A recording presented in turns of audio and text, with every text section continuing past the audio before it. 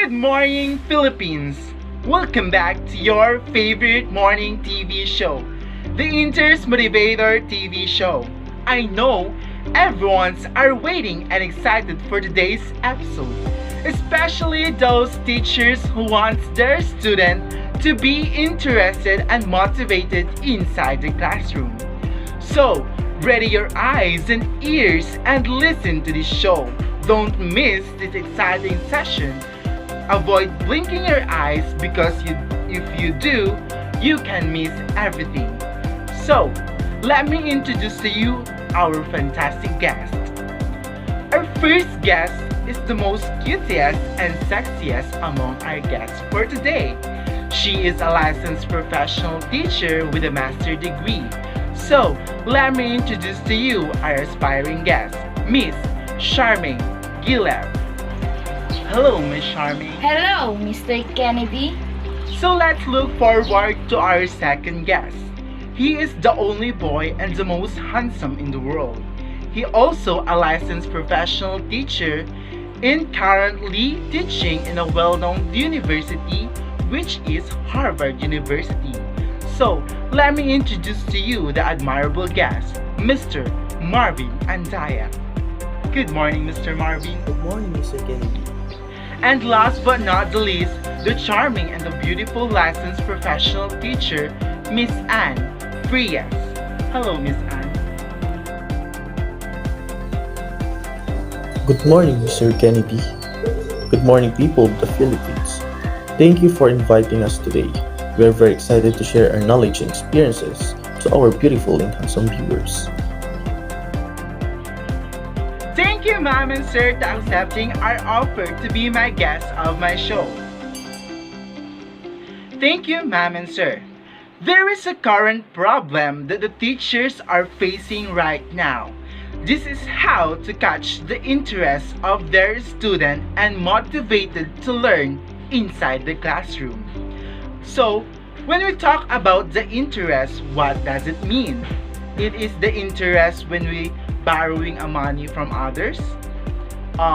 Let's call Miss Anne Frias to enlighten us about the word interest. Miss Anne? When we say interest, it is a powerful motivational process that energizes learning, guides of academic in career, and also, it is an essential part of academic success.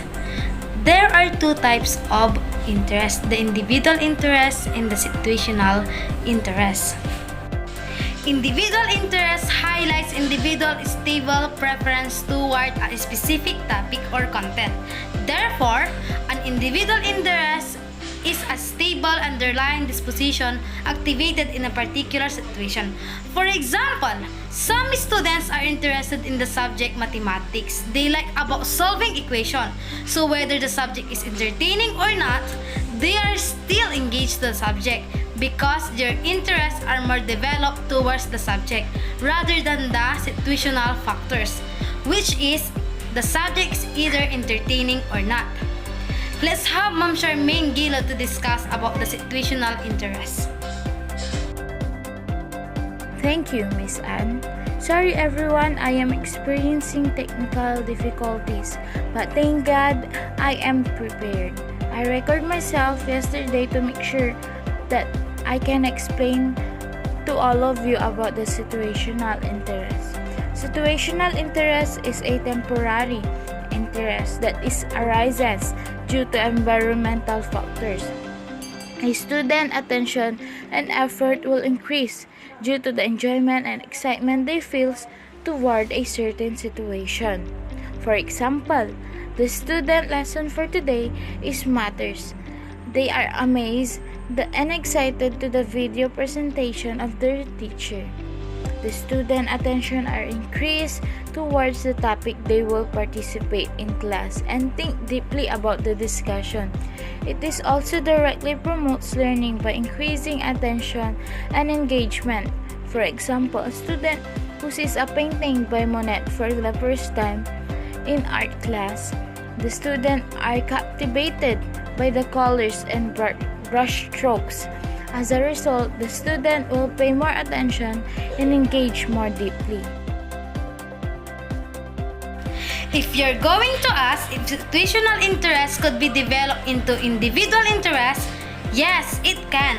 In that case, the student is more likely to engage with the material over time and explore deeper towards the topic. As an advice to our teachers or future teachers, we need to communicate with our students. Let them open up about their interests in life so that we can identify ways to improve the quality of learning inside our classroom. Because interest creates motivation that gives better result of learning to our students. Motivation in education has a several effects to their behavior towards the subject matter. Number 1, it can direct behavior towards particular goals. Number 2, it can lead to increased effort and energy. Number 3, it increases intention of unpersistence in activities. Number 4, it enhances cognitive processing. Number 5, it can determine that consequences are reinforced. And number 6, it can lead to improved performance. There are two kinds of motivation. These are intrinsic motivation, the motivation that are developed through interest, and extrinsic motivation, and motivation that are being developed by external factors like environment, people, and cultures. In this kind of motivation, people are externally motivated by the driven of external factors. For example, rewards, money, and punishment.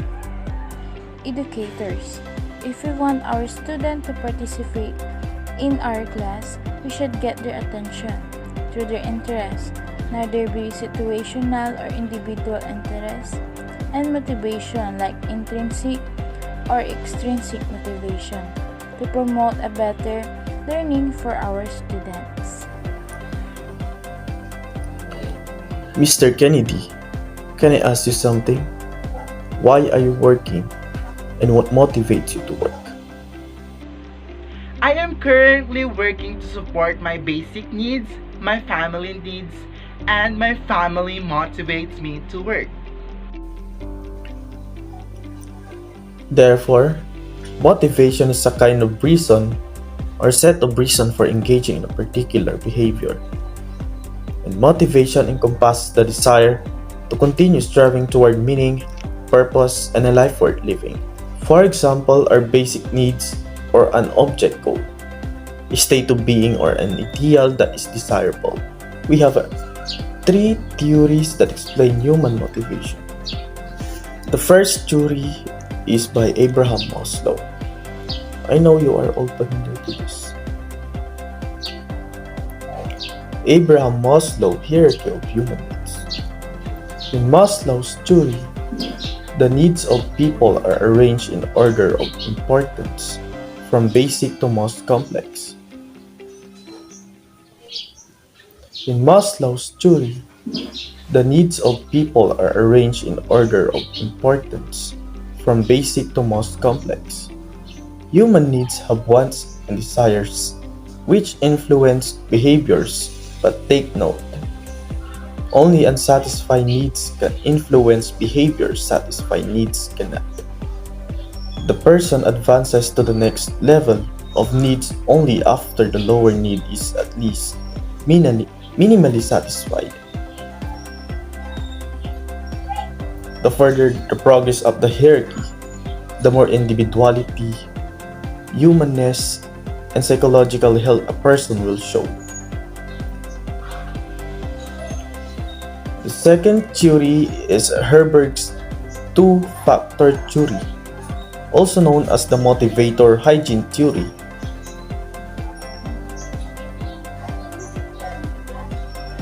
Motivators, these are the challenging works, recognition, responsibility that gives positive satisfaction. While hygiene factors, these are status, jobs, security, salary, and fringe benefits. They do motivate if present, but if absent, they will result to demotivation.